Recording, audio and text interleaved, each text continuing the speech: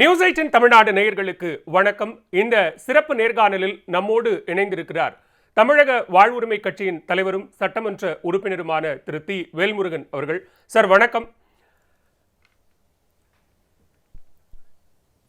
வணக்கம் சார். தமிழக அரசியல்ல தற்போது நிலவை கொண்டிருக்கக்கூடிய சூழலை எப்படி பார்க்கிறீங்க? குறிப்பா அதிமுக பாஜக தலைவர்கள் இடையிலான மோதல் ஒருபுறம் ரஜினிகாந்த் பேசிய பேச்சு, அதற்கு துரைமுருகன் ஆற்றிய எதிர்வினை அப்படின்னு ஒரு பரபரப்பான சூழல்ல தமிழ்நாடு அரசியல் களம் இருக்கு. உங்களோட முதற்கட்ட பார்வை என்ன?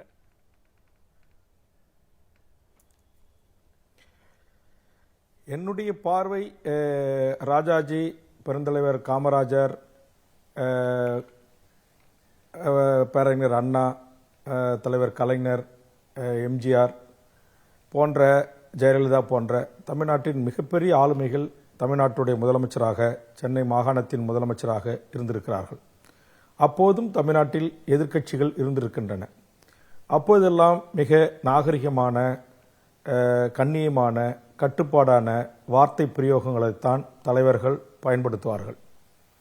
ஆனால் பிஜேபி கட்சியின் தலைவராக என்றைக்கு அண்ணாமலை பொறுப்பேற்றாரோ அன்றையிலிருந்து தமிழ்நாட்டில் இருக்கிற அரசியல் தலைவர்களை, எதிர்க்கட்சி தலைவர்களை மிக மோசமான சொற்றொடர்களை பயன்படுத்துவது, அநாகரிகமாக பொது மேடைகளிலே பேசுவது, நான் இப்படித்தான் பேசுவேன், நான் யாரிடமும் மன்னிப்பு கோர மாட்டேன் என்று அடம்பிடிப்பது, பத்திரிகையாளர்களை தனது அலுவலகத்திற்கே அழைத்து மிரட்டுவது, பத்திரிகையாளர்கள் இதை குறித்து தாங்கள் வருத்தம் தெரிவிங்கள் என்று சொன்னால் நான் எவனிடத்திலும் வருத்தம் தெரிவிக்க வேண்டிய அவசியம் இல்லை என்று அவன் இவன் என்று பேசுவது. இது ஒரு புதிய பண்பாட்டை, ஒரு புதிய கலாச்சாரத்தை திரு அண்ணாமலை தமிழ்நாட்டின் பாரதிய ஜனதா தலைவராக பொறுப்பேற்ற பிறகு தொடங்கி வைத்திருப்பதாக நான் பார்க்கிறேன். எதிர்க்கட்சி தலைவர் எடப்பாடியை பொறுத்தவரையில் அவர் ஒரு யதார்த்தமான அந்த கிராம நடையில், அந்த மொழியில் பேசக்கூடிய ஒரு நபர். ஆனால் அவரை அதே மண்ணில் பிறந்த, அதே கொங்கு வட்டார மொழியில் பேசக்கூடிய திரு அண்ணாமலை அவர்கள் எதிர்வினை ஆற்றுவது, அந்த பேச்சுக்கு எல்லாம் அவ்வளவு நாகரிகமாக இல்லை. ஒரு பண்பாடற்ற, ஒரு நாகரிகமற்ற ஒரு பேச்சின் உச்சமாகத்தான் திரு அண்ணாமலை அவர்களுடைய சமீபகால பத்திரிகையாளர் சந்திப்பு, பொதுக்கூட்டங்களில் பேசுவது, தன்னுடைய கட்சி நிர்வாகிகளிடத்தில் பேசுகின்ற இந்த பேச்சுகள் எல்லாம் தமிழ்நாட்டிற்கென்று எதிரும் புதிருமாக அரசியல் கட்சிகளாக இருந்தாலும் கூட, எதிர்கட்சிகளாக இருந்தாலும் கூட, எதிரி கட்சியாக இல்லாமல் இருந்த ஒரு சூழல் சமீப காலமாக மாறி வருகிறது. ஜெயலலிதா கலைஞர் காலத்தில் கொஞ்சம் இருந்தது, நான் முற்றுமுதலுமாக இருக்கவில்லை என்று மறுக்கவில்லை. ஆனால் அண்ணாமலை வந்த பிறகு அது மிக அதிகமாக அந்த தோணி தெரிவதாக நான் பார்க்கிறேன். இது தமிழ்நாட்டு அரசியலுக்கு, தமிழர்களுடைய பண்பாட்டு விடயங்களுக்கு, நாகரிக விடயங்களுக்கு ஏற்புடையதாக இல்லை என்பது என்னுடைய பார்வை. மிக குறிப்பா திமுக கூட்டணி தொடர்ச்சியாக பல்வேறு தேர்தல்களில் தொடர்ந்து ஒரு இன்டாக்ட் கூட்டணியாக இருக்கிறது. அதுல அவர்களை பிரிக்கவே முடியாதுங்கிற ஒரு சூழல் இருக்கிறது. எனவே எதிர்வரும் 2026 சட்டமன்ற தேர்தலில் திமுக கூட்டணியில் எப்படியாவது ஒரு பிளவை ஏற்படுத்தணும் அப்படிங்கிற காரணத்துக்காக அதிமுகவும் பாஜகவும் சில முயற்சிகளை எடுப்பதாக சொல்லப்படுது. அது உண்மைதானா? அப்படியான சூழல் இருக்கா?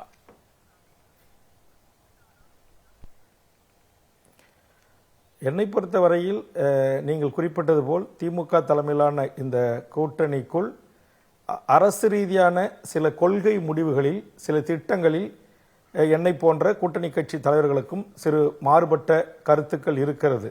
அதில் மாற்றமில்லை. உதாரணத்துக்கு NLC நிலம் கையகப்படுத்திய பிரச்சனைகளில் திமுகவை தவிர்த்து அனைத்து கூட்டணி கட்சிகளும் நாங்கள் ஒன்றாக நின்று அரசை எதிர்த்து ஒன்றிய மாநில அரசுகளிடம் பல கோரிக்கைகளை வைத்து போராட்டங்களை முன்னெடுத்தோம். அதுபோன்று பரந்தூர் விமான நிலைய விரிவாக்கத்திற்கு 15 கிராமங்களை காலி செய்யக்கூடாது, அந்த இடத்தை மாற்றி பரிசீலனை செய்ய வேண்டும் என்பது எனது கருத்து.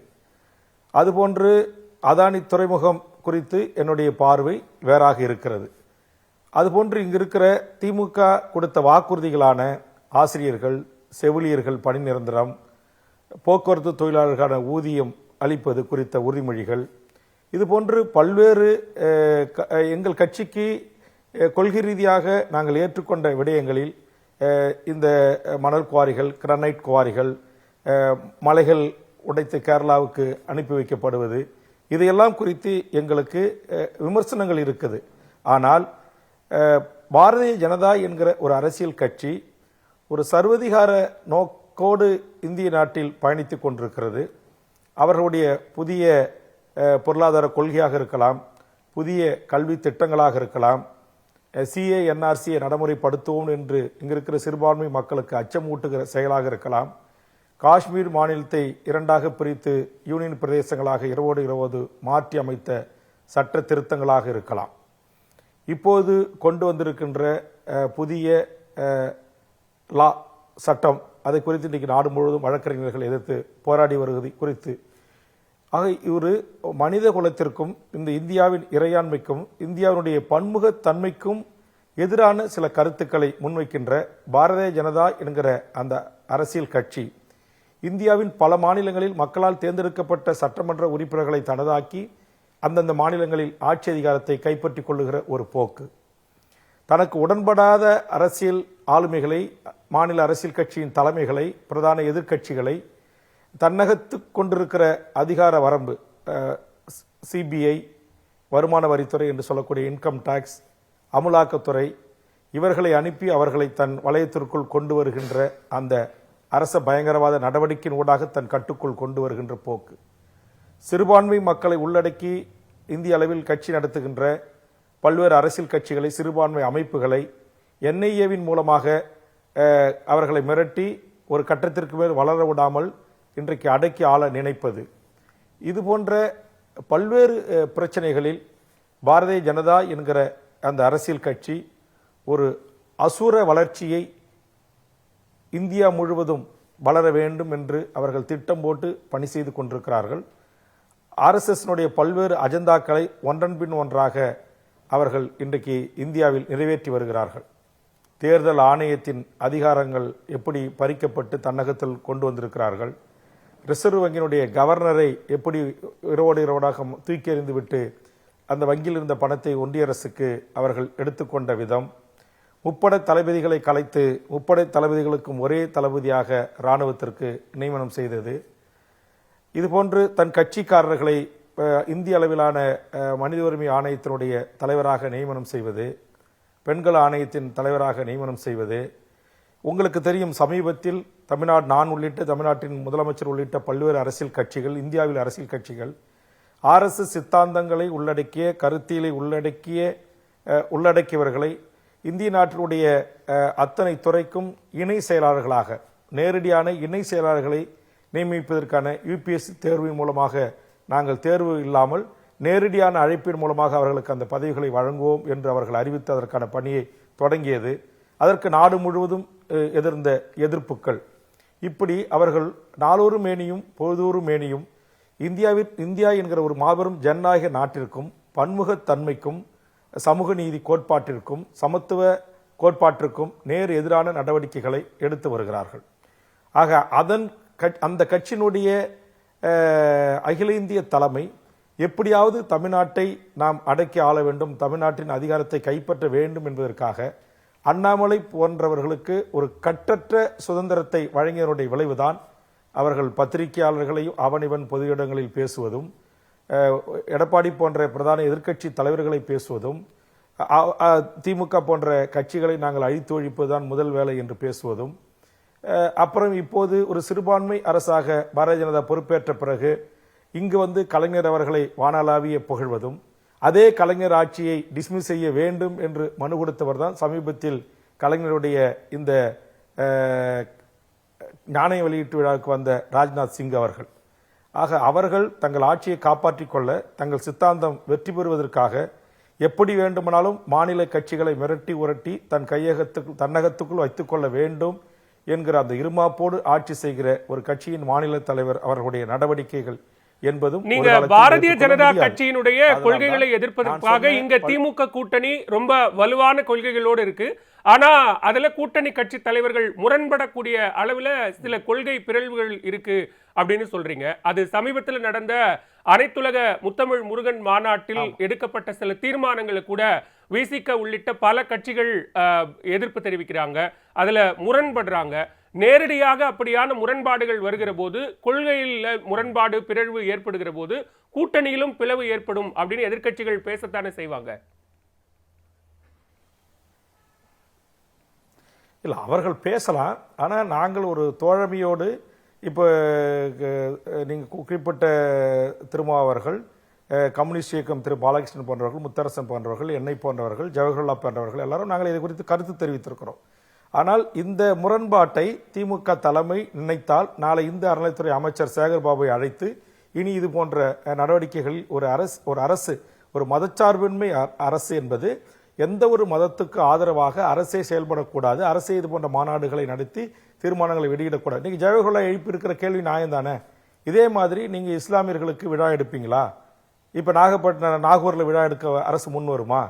இப்ப கிறிஸ்துவர்களுக்கு வேளாங்கண்ணில விழா எடுத்து கொண்டாடி தீர்மானங்களை நிறைவேற்ற முன் வருமான்னு கேட்கிறாருல. அப்ப அந்த கேள்விக்கு சேகர் பாபு கிட்ட என்ன பதில் இருக்கு? தமிழ்நாடு அரசு கிட்ட என்ன பதில் இருக்கு? ஆக நாங்கள் கூட்டணி கட்சி தலைவர்கள் நாங்கள் சுட்டிக்காட்ட வேண்டியதை சுட்டிக்காட்டுகிறோம், சிலதை சட்டமன்றத்தில் தட்டி உரிமையை நிலைநாட்ட வேண்டியதை நிலைநாட்டி இருக்கிறோம். உதாரணத்துக்கு உங்களுக்கு தெரியும், தொழிலாளர் விரோத சட்டத்தை இந்த அரசு கொண்டு வந்த போது நாங்கள் மிக கடுமையாக நாங்கள் எதிர்த்தோம். அதே போன்று உங்களுக்கு தெரியும், பேனா சிலை விவகாரத்தில் என்னை போன்ற கூட்டணி கட்சி தலைவர்களும் அந்த மெரினாவை தவிர்த்து வேறு இடத்தில் அரசு பரிசீலிக்கலாம், இல்லை அதற்கு பதில் வேறு விதமான நடவடிக்கையில் அரசு எடுக்கலாம்னு சொன்னோம். அது பெருந்தன்மையா இப்போது அரசு அதை நிறுத்தி வைத்திருக்கிறது. இது போன்று என்னால் பல விடயங்களை எங்களால் சொல்ல முடியும். ஆக நாங்கள் பாரதிய ஜனதா என்கிற ஒரு மனிதர்களோ விரோத, மக்கள் விரோத, ஜனநாயக விரோத, மதச்சார்பின்மைக்கு எதிரான நடவடிக்கைகள் உள்ள ஒரு அரசியல் கட்சி இந்த மண்ணில் காலூன்றி விடக்கூடாது என்பதற்காக எங்களுக்குள் இருக்கிற இந்த முரண்களை, சிறு சிறு முரண்களை அல்லது சிறு சிறு கொள்கைக்கு உடன்படாத விடயங்களை நாங்கள் அரசு அதை திருத்திக் கொள்ள வேண்டும், இதை நீங்கள் சரி செய்து கொள்ள வேண்டும் என்கிற ஒரு நிபந்தனையோடு, என்கிற ஒரு கருத்தோடு நாங்கள் இந்த கூட்டணியில் தொடர்ந்து பயணித்துக் கொண்டிருக்கிறோம். நீங்க பட்டியலிட்ட எல்லா விஷயங்களையும் தாண்டி நேரடியாக திரு வேல்முருகன் தமிழ்நாடு அரசிடம் முன்வைக்கிற கோரிக்கைகள் அப்படிங்கிறது வன்னியர் உள்ளிட ஒதுக்கீடு, சாதிவாரி கணக்கெடுப்பு மாதிரியான விஷயங்கள்ல விரைந்த நடவடிக்கை எடுக்கணும் அப்படிங்கிற கோரிக்கைகள். அந்த கோரிக்கைகள்ல தமிழ்நாடு அரசு திரு வேல்முருகனுக்கு சில சாதகமான நிலைப்பாடுகளை எடுக்கிறதா? இல்ல, அது எடுக்கலை என்பதுதான் என்னுடைய வருத்தம். நான் சொன்ன தமிழ்நாட்டில் இருக்கிற அனைத்து மக்களையும் நீங்கள் சாதிவாரி கணக்கெடுப்பை நடத்தி அந்தந்த சாதிகளுக்கு ஏற்றவாறு அவரவர்களுக்கான கல்வி வேலைவாய்ப்பு உரிமை நிறைவேற்றப்பட வேண்டும். அதை மாண்புமிகு தமிழ்நாடு முதலமைச்சர் இது சமூக நீதி வந்த அரசு என்று தொடர்ந்து இன்றைக்கு திராவிட முன்னேற்ற கழகம் அதற்கான உரிமையை கொண்டாடுகிற ஒரு மாபெரும் இயக்கம். அந்த இயக்கம் ஏன் சமூக நீதி விடயத்தில் இன்றைக்கு அனைத்து மக்களுக்கும் சமூக நீதியை தருவதற்கு உரிய நடவடிக்கைகளை மேற்கொள்ளவில்லை என்பதுதான் என்னுடைய கேள்வி. அந்த கேள்வியை நான் சட்டமன்றத்தில் எழுப்புகின்ற போதுதான் மாண்புமிகு முதலமைச்சர் அவர்கள் இது சமூக நீதி வழி வந்த அரசு, ஏற்கனவே வன்னியர் உள்ளிட்ட 108 சாதிகளுக்கு இடஒதுக்கீட்டை எம்பிசி என்கிற பிரிவை உருவாக்கி தந்த அரசு, இந்த அரசு சமூக நீதியை காக்கும் என்று அறிவித்தார்கள். அப்ப இப்போது உயர்நீதிமன்ற உச்சநீதிமன்றங்களால் அந்த சமூக நீதியில் சில பிரச்சனைகள் ஏற்பட்டிருக்கிறது.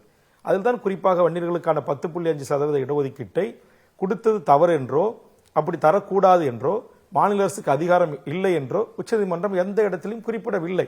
உச்சநீதிமன்றம் சில தரவுகளை கொண்டு வந்து எங்களுக்கு தாருங்கள், அந்த தரவுகளோடு இந்த மக்களுக்கான இந்த இடஒதுக்கீட்டை நீங்கள் வழங்குங்கள் என்பதுதான் உச்சநீதிமன்றத்தினுடைய கருத்து. ஆக அந்த கருத்தை ஒன்று நிறைவேற்றியிருக்க வேண்டும் மாண்புமிகு தமிழ்நாடு முதலமைச்சர். அல்லது சாதிவாரி கணக்கெடுப்பு இப்போ பீகார்ல எடுத்திருக்கிறாங்க, அதுக்கு எங்கேயுமே தடை கிடையாது. 65% உயர்த்தியதுக்குத்தான் தடை இருக்க தவிர அங்கு சாதிவாரி கணக்கெடுப்பு எடுத்ததற்கான தடையோ, இப்ப கர்நாடகாவில் எடுத்ததற்கான தடையோ, ஆந்திராவில் எடுத்ததை நாங்கள் தடை செய்கிறோம் என்றோ எங்கும் தடை விதிக்கவில்லை. அல்லது சாதிவாரி கணக்கெடுப்பு எடுத்தால் தடை வரும் என்றால் நீங்கள் உடனடியாக சாதிவாரி கணக்கெடுப்புக்கு பதில் நீங்கள் ஒரு டேட்டாஸ், இங்கு இந்த பிற்படுத்தப்பட்ட சமூகங்கள், தாழ்த்தப்பட்ட சமூகங்கள், சிறுபான்மை சமூகங்கள், எம்பிசி சமூகங்கள், அவர்கள் கல்வி பொருளாதார நிலை எப்படி இருக்கிறது என்பதை குறித்த ஒரு டேட்டாவை, ஒரு தரவுகளை இங்க இந்த 10.5 வழக்கில் உச்சநீதிமன்றம் சொன்னதற்கு இணங்க நாங்கள் எடுக்கிறோம் என்று எடுத்து அனைத்து மக்களுக்கும் சமூக நீதியை தமிழ்நாடு அரசு நினைத்தால் 6 மாத காலம் அல்லது 3 மாத காலத்திற்குள் வழங்க முடியும். ஆக அதை ஏன் வழங்கவில்லை என்பதுதான் வேல்முருகனுக்கான ஒரு ஆதங்கம், ஒரு கேள்வி. இப்போ 10% இடஒதுக்கீட்டை விட கூடுதலான பலன்களை அனுபவித்துக் கொண்டிருக்கிறார்கள் அப்படிங்கிற மாதிரியான ஒரு ஆர்டிஐ டேட்டா ஒண்ணு வெளியாகுது. அதுக்கு பாமக தலைவர்கள் கடும் எதிர்ப்பு தெரிவிக்கிறாங்க. இது வலிந்து திணிக்கப்படுகிற தகவலா இருக்கு, அப்படியான சலுகைகள் எதுவும் போய் எல்லாருக்கும் முழுசா சேரல அப்படின்னு சொல்றாங்க. அதுலயும் உங்களுக்கு மாற்று கருத்து இருக்கா? கண்டிப்பா அதுல மாற்று கருத்து இருக்கு. அந்த டேட்டா என்பது முழுக்க முழுக்க தவறான ஒரு டேட்டா, தரவுகள். அந்த தரவுகளை கூட இப்ப சமீபத்தில் தகவல் ஆணையம் நாங்கள் யாருக்கும் அப்படி ஒரு தரவுகளை தரவில்லை என்று மறுத்திருப்பதாக ஒரு செய்தி வந்திருக்கிறது. அது எந்த அளவுக்கு உண்மை என்று தெரியவில்லை. என்னை பொறுத்தவரையில் வன்னியர்களாக இருக்கலாம், பிரசாதி தமிழர்களாக இருக்கலாம், அவர்கள் அவரவர்களுக்கு ஏற்ற அவருடைய எண்ணிக்கைக்கு ஏற்றவாறு கல்வி வேலைவாய்ப்பு உரிமை வழங்கப்பட வேண்டும். அப்படி வழங்கப்பட்டால் அதுதான் உண்மையான சமூக நீதி. அந்த சமூக நீதி தான் இப்ப குரூப் 1 ஆபீசர்ஸ்ல வன்னியர் மக்களாகிய தமிழ்நாட்டில் ஒரு பெருத்த தமிழ் சமூகத்திற்கான எண்ணிக்கைக்கு ஏற்றவாறு பலன் கிடைக்கவில்லை, குரூப் 2 கிடைக்கவில்லை, துணைவேந்தர்கள் நியமனத்தில் கிடைக்கவில்லை. இன்னைக்கு அரசு துறை செயலாளர்கள் இத்தனை பேர் இருக்கிறாங்க. ஒரு நல்ல துறைக்கு ஒரே ஒரு இத்தனை கோடி மக்கள் வாழ்கின்ற அந்த சமூகத்திற்கு இல்லை என்கிறார்கள். இது போன்றுதான் ஏனைய தமிழ் சமூகத்திற்கும். இங்க எந்த ஆட்சியாளர்களாக இருந்தாலும் அவர்களுக்கு வேண்டப்பட்ட சமூகங்களை சார்ந்தவர்களையே சீஃப் செக்ரட்டரியாக நியமிப்பது, டிஜிபியாக நியமிப்பது, கமிஷனராக நியமிப்பது, சட்ட ஒழுங்கு ஏடிஜிபி, உளவுத்துறை தலைவர் போன்ற உயர்ந்த பதவிகளை நியமிப்பது. அப்ப நியமிக்கலாம், தப்பு இல்லை. அப்படி நியமிக்கின்ற போது இங்க இருக்கிற தமிழ்ச்சாதிகளுக்கு அந்த இடம் கிடைக்கிறதா? இல்ல. குறிப்பா தமிழர்களுக்கே கிடைக்காத ஒரு காலம் எல்லாம் இருந்துச்சு. அதற்காக நான் மிகப்பெரிய போராட்டங்களை எல்லாம் கடந்த காலங்களில் எடுத்து அரசோடு சண்டையிட்டு மீண்டும் தமிழ்நாட்டை சேர்ந்த டிஎன்பிசி மூலமாக தேர்வு செய்யப்பட்டு குரூப் 1 ஆபீசராக டிஎஸ்பி, டைரக்டர் டிஎஸ்பி ஆகி பிற்காலத்தில் டிஜிபி அளந்தவர்களுக்கு அந்த வாய்ப்பு ஏன் வழங்கப்படல? ஐஜி அளவில், ஏன் டிஐஜி அளவில், எஸ்பி அளவில்? இப்ப கூட பாத்தீங்கன்னா நீங்க தமிழ்நாட்டில் 38 டிஸ்ட்ரிக்ட் கலெக்டர் இருக்கிறாங்க. நீங்க அதை ஒரு ஆய்வுக்கு உட்படுத்துங்க. நியூஸ் 18 அதுல பெரும்பான்மை தமிழ்நாட்டை சாராதவர்கள் தான் மாவட்ட ஆட்சித்தலைவராக இருக்காங்க, மாவட்ட எஸ்பியா இருக்கிறாங்க. அதே டிபிஎஸ்ல தேர்வு பெற்று எஸ்பியா இருக்கிறவங்க எங்கேயாச்சும் ஒரு பட்டாலியனுக்கு அல்லது எங்கேயாச்சும் ஒரு சிலை தடுப்பு பிரிவுக்கு அவர்கள் அனுப்புறாங்க. இந்த போக்கு கூடாது. இந்த போக்கை மாற்றி இந்த மண்ணின் பூர்வீகுடி மக்களாக இருக்கிற தமிழ்ச்சாதிகளுக்கு அந்த சாதிவாரி கணக்கெடுப்பு நடத்தி எல்லா பதவிகளும் எல்லாருக்கும் கிடைப்பதை உறுதி செய்ய வேண்டும். நீங்க இப்ப ஏன் இன்னைக்கு தமிழ்நாடு சீருடை பணியாளர் தேர்வு வாரியத்திற்கு தமிழ்நாட்டை சேர்ந்த எத்தனையோ ஐபிஎஸ் இருக்காங்க, ஏன் அவங்களை நியமிக்கல? இல்ல ஓய்வு பெற்ற நீதி அரசு ஐபிஎஸ் அதிகாரிகள், ஐஏஎஸ் அதிகாரிகள் இருக்காங்க, அவங்களை நியமிக்கல? நீங்க ஓய்வு பெற்ற ஒருவரை கொண்டு வந்து டிஜிபி பணியிலிருந்து ஓய்வு பெற்ற ஒருவரை, அது உத்தரப்பிரதேசத்தை சேர்ந்த ஒருவரை கொண்டு வந்து நியமிக்க வேண்டிய அவசியம் என்ன? இப்ப டிஎன்பிசி சேர்மனா பதவியில் இருக்கிற அவர் ஒரு chief secretary, additional chief secretary cadres mister Prabhakaran, நல்ல அதிகாரி, எனக்கு நண்பர் தான். நீங்க அவரு வேற ஒரு துறைக்கு முதன்மை செயலாளராக நீங்க அடிஷனல் சீஃப் செக்ரட்டரி நியமிக்கலாம். அப்ப பணியில் இருக்கிற ஒருத்தரை கொண்டு வந்து நீங்க டிஎன்பிசி சேர்மனா நியமிக்கிறீங்க. ஏன் நீங்க ஒரு நல்ல நேர்மையான நீதியரசராக இருக்கின்ற சந்துரு போன்றவர்கள், அரிப்பரந்தானம் போன்றவர்கள், கிருபாகரன் போன்றவர்கள், புழியேந்தி போன்ற எண்ணற்ற நீதியரசர்கள் இருக்கிறார்கள். அவர்கள் ஒரு தமிழ்நாட்டை சேர்ந்தவர்கள். தமிழ்நாட்டுடைய சாதிய பிரச்சனைகள், சமூகம் சார்ந்த பிரச்சனைகள், இங்க எங்க எதில் பிரச்சனை ஏற்படுது என்பதை மிக தெளிவாக உணர்ந்தவர்கள் ஓய்வு பெற்ற ஐஏஎஸ் அதிகாரிகள் இருக்கிறார்கள். ஏன் அவர்களை நியமிக்கவில்லை? இப்ப ஜவஹர்லால் போன்ற என்னை போன்றவருடைய கேள்வி அதுதான். ஆக நீங்க எல்லா உயர்ந்த பதவி, இப்ப கூட நான் தொடர்ச்சியா போராடி உங்களை போன்ற தொலைக்காட்சி வாதங்களை கருத்து முன்வைத்த பிறகு இன்னைக்கு தமிழ்நாட்டை சேர்ந்த ஒருவர் சீஃப் செக்ரட்டரியாக நியமனம் செய்யப்பட்டிருக்கிறார். பல ஆண்டுகளுக்கு பிறகு ஒரு தலித் சமூகத்தை சேர்ந்த ஒருவர் தமிழ்நாட்டுடைய சீஃப் செக்ரட்டரியாக. ஆக இதர தமிழ் சமூகத்தை சேர்ந்தவர்களுக்கும் அதற்கு நிகரான உயர் பதவிகள் வழங்கப்பட வேண்டுமா இல்லையா? ஓகே, இங்க கொள்கை முரண்கள் சில இருக்கு, அதே நேரத்தில் கருத்து முரண்கள் இருக்கு, கோரிக்கைகள் சில நிறைவேறாமல் இருக்கு. இப்படியான சூழல்ல திரு வேல்முருகன் எதிர்வரக்கூடிய உள்ளாட்சி தேர்தலையோ அல்லது 26 சட்டமன்ற தேர்தலையோ திமுகவோடு தொடர்ந்து பயணிப்பாரா? அது கொள்கை வேறு, பாஜக எதிர்ப்பு வேறு அப்படிங்கிற நிலைப்பாட்டில் ஏதாவது மாற்று கருத்து வச்சிருக்காரா? இல்ல, நாங்க பாரதிய ஜனதா எதிர்ப்பில் நாங்கள் தொடர்ந்து ஒரு 6-7 தேர்தல்களுக்கு மேலாக, கிட்டத்தட்ட 10 தேர்தல்களுக்கு மேலாக, இடைத்தேர்தல் உள்பட நாங்கள் இதே கூட்டணி நீங்க சொன்ன மாதிரி ஒரு தொடர்ந்து திமுக தலைமையில் நீடித்து வருகிறோம். அப்ப இந்த உரிமையை மக்களை சந்தித்து வாக்குகளை பெற்று தந்த திமுக அரசிடம்தான் இந்த பிரச்சனைகளை எடுத்து சொல்லி இதற்கான நிவாரணத்தை நாங்கள் பெற முடியும். அதற்காகத்தான் நாங்கள் சட்டமன்றத்திலும் முதலமைச்சரை நேரடியாக சந்தித்தும் இது போன்ற ஊடகத்தின் வாயிலாகவும் எங்களுடைய கருத்துக்களை எடுத்து வைக்கிறோம். எங்களுடைய கருத்துக்களுக்கு 1-2க்கு செவிசாய்க்கப்படுகிறது, சில பிரச்சனைகளில் செவிசாய்க்கப்படவில்லை. ஆனால் அதற்காக ஒரு கொள்கை எதிரியாக, சித்தாந்த எதிரியாக, கருத்தியல் எதிரியாக, மனிதகுல விரோதியாக இருக்கிற பாரதிய ஜனதா தமிழ்நாட்டில் இங்கு ஆட்சியை பிடிப்பதற்கோ அல்லது மிக ஒரு பிரதான எதிர்க்கட்சியாக வருவதற்கான வாய்ப்பை நாங்கள் எங்களுக்குள் இருக்கிற சின்ன முரண்களில் கருத்து முரண்பாடுகளில் பெரிதாக்கி அவர்களுக்கான வாய்ப்பை தந்துவிடக் கூடாது என்பதில் நாங்கள் மிக தெளிவாக இருக்கிறோம். நாங்கள் இந்த நாட்டுடைய முதலமைச்சரை, இந்த நாட்டுடைய அமைச்சரவையை, ஆட்சி அதிகாரத்துக்கு அமர்த்திய திமுகவை நாங்கள் எங்களுக்கான இந்த சமூக நீதி பிரச்சனையில் சமூக நீதி வழி வந்த அரசு இந்த 10.5% உரிய தரவுகளை எடுங்க, இல்ல சாதிவாரி கணக்கெடுப்பு எடுத்து இந்த சாதிவாரி கணக்கெடுப்பின் அடிப்படையில் அனைத்து சமூகத்துக்கு, தமிழ்நாட்டில் இருக்கிற எல்லா சமூகத்திற்கும் IAS IPS இருக்கிறாங்கல்ல, அவங்களுக்கு ஒரு DGP ஆகணும், ஒரு சென்னை மாநகர கமிஷனர் வரணும்னு ஆசை இருக்காதா? நீங்க சென்னை கமிஷனர் எல்லாமே நீங்க பாத்தீங்கன்னா கடந்த ஒரு 10 ஆண்டு காலமா நீங்க பட்டியல் எடுத்து பாருங்க, ஒருவர் கூட தமிழ்நாட்டை சேர்ந்தவரே இல்லை. இடையில சும்மா 6 மாசம் 3 மாசம் தான் இருப்பாங்க, எல்லாம் வடநாட்டுக்காரர்கள். நீங்க சீஃப் செக்ரட்டரி, ஹோம் செக்ரட்டரி, இந்த மாதிரி உயர் பதவிகள் அனைத்திலும், தகவல் உரிமை ஆணையத்தினுடைய தலைவர், தமிழ்நாடு சீருடை பணியாளர் தலைவர், TNPC தலைவர், TNPC செக்ரட்டரி. அப்ப வடவர்கள் இருந்த காரணத்தால் தாங்க கடந்த காலத்துல தமிழ்நாட்டை சாராத எந்த மாநிலத்தவர் வேண்டுமானாலும் TNPC தேர்வை எழுதி பிற மாநிலத்தவர்கள் உயர்ந்த பதவிகளை அடலாம் என்கிற ஒரு நிலையை உருவாக்குவதற்கு ஒரு சட்டம், ஒரு அரசாணையை போட்டது யாருங்க? அப்ப இந்த மற்ற மாநிலத்தை சேர்ந்தவர்கள் தத்தமது மாநில, இன்னைக்கு பாலவேல் சாருக்கு சொல்ற ஒரு செய்தி இன்னைக்கு எனக்கு கிடைச்ச அதிர்ச்சியான செய்தி. இங்க சென்னை காஞ்சிபுரத்தை ஒட்டி இருக்கிற, பல்லவரத்தை தாண்டி இருக்கிற IIIT என்கிற ஒரு மத்திய அரசினுடைய ஒரு இன்ஸ்டியூட், அந்த இன்ஸ்டியூட்ல 95% பேர், கிட்டத்தட்ட 2000 மாணவர் படிக்கிறாங்கன்னா 95% பேர் தமிழ்நாட்டை சாராதவர்கள் இன்னைக்கு அந்த உயர்கல்வியை கைப்பற்றி இருக்காங்க. இன்னைக்கு சென்னை IITல அதே மாதிரி நிலைமை. இன்னைக்கு தமிழ்நாட்டில் இருக்கிற அத்தனை IIT, IMF, IIIT போன்ற உயர்கல்வி நிறுவனங்களை முழுக்க தமிழர் அல்லாதவர்கள். அதே மாதிரி தமிழ்நாட்டுடைய பல்கலைக்கழகத்திற்கு கேரளா, ஆந்திரா, கர்நாடகத்திலிருந்து கொண்டு வந்து வைஸ் சான்சலர் நியமிக்கிற ஒரு முறைமை இப்ப போலீஸ்க்கே வந்துட்டாங்க. இப்ப சீருடை பணியாளர் தேர்வு ஆணையத்துக்கு ஓய்வு பெற்ற உத்தரப்பிரதேசத்தை சேர்ந்த DGP நியமிக்கிற நிலைமை. நான் கேட்கிற, தமிழ்நாட்டில் இருக்கிற தமிழர்களாக இருக்கிற IAS IPSக்கு, கல்வியாளர்களுக்கு இந்த பதவியில் அமர வைப்பதில் என்ன உங்களுக்கு சிக்கல் இருக்கிறது? என்ன தடை இருக்கிறது? ஏன் நீங்கள் இதை துணிந்து முடிவெடுத்து செய்ய முன்வர மாட்டீங்க அப்படின்றத என்னுடைய கேள்வி. அப்ப இது இங்கெல்லாம் இப்படி தவறு நடக்குது இல்ல. இன்னைக்கு தமிழ்நாடு நீங்க பாருங்க, டோல்கேட்ட குறித்து நீங்க பாருங்க, உங்களுக்கு நம்ம பேச இருக்கிறோம். நீங்க பாருங்க 64 சுங்கச்சாவடிகள் இந்தியாவில் எங்கேயுமே இல்லைங்க. இந்த அநியாய அக்கிரமத்தை நாங்க எவ்வளவு நாள் பொறுப்பது? ஒரு மத்திய அரசு ஒன்றிய நிறுவனத்தில் கூட தமிழ்நாட்டை சேர்ந்த மாணவர்கள் எங்களுடைய கல்வியில், எங்களுடைய வரிப்பணத்தில், எங்களுடைய சலுகையில தண்ணி, சாலை வசதி, அடிப்படை கட்டடங்கள் எல்லாமே இன்னைக்கு மாநில அரசு கிட்ட இருக்கு, கட்டி கொடுக்குது. இன்னைக்கு சென்னையில் இருக்கிற மருத்துவ கல்லூரிகள் இன்னைக்கு சூப்பர் ஸ்பெஷாலிட்டி மருத்துவம் என்று சொல்லக்கூடிய PGக்கு மேல் படிப்பை எல்லாம் இன்னைக்கு 10 சீட்டு, 17 சீட்டு, 15 சீட்டு, 5 சீட்டு இருக்குன்னா அதை இன்னைக்கு 90% இன்னைக்கு வடமாநிலத்தவர்கள் கைப்பற்றிக் கொள்கிறார்கள். காரணம் நீட் என்கிற தேர்வின் ஊடாக. அப்ப இந்த மண்ணின் மனிதர்களாக இருக்கிற தமிழர்கள், இந்த மண்ணின் பூர்வீக குடிகள் இன்னைக்கு கல்வி உரிமை மறுக்கப்பட்டவர்களாக, வேலைவாய்ப்பு உரிமை மறுக்கப்பட்டவர்களாக, இன்னைக்கு மாவட்ட ஆட்சித்தலைவராக, காவல் கண்காணிப்பாளராக, இன்னைக்கு நான் சொன்ன அந்த நான் மட்டும் எதிர்த்து போராடி இன்னைக்கு அந்த சட்டத்தை ரத்து செய்யவில்லை என்று சொன்னார். ரத்து செய்யவில்லை, சட்டத்தில் ஒரு மாற்றத்தை நான் கொண்டு வரவில்லை திமுக ஆட்சியின் ஊடாக என்று சொன்னால், இன்னும் 15 ஆண்டுகளில் தமிழ்நாட்டின் BOவிலே தொடங்கி சீஃப் செக்ரட்டரி வரையில அனைவரும் இன்னைக்கு இந்திய தாய்மொழியாக கொண்ட வடநாட்டுக்காரர்கள் அமர்ந்திருப்பார்கள். இதை குறித்து தமிழ்நாட்டை ஆளுகின்ற அரசியல் கட்சிகளுக்கு கவலை வேண்டுமா வேண்டாமா? தமிழ்நாட்டில் இருக்கிற அரசியல் கட்சிகளுக்கு கவலை வேண்டுமா வேண்டாமா? ஒரு வேல்முருகன் போராடினால் 64 சுங்கச்சாவடிகளை அகற்றிவிட முடியுமா?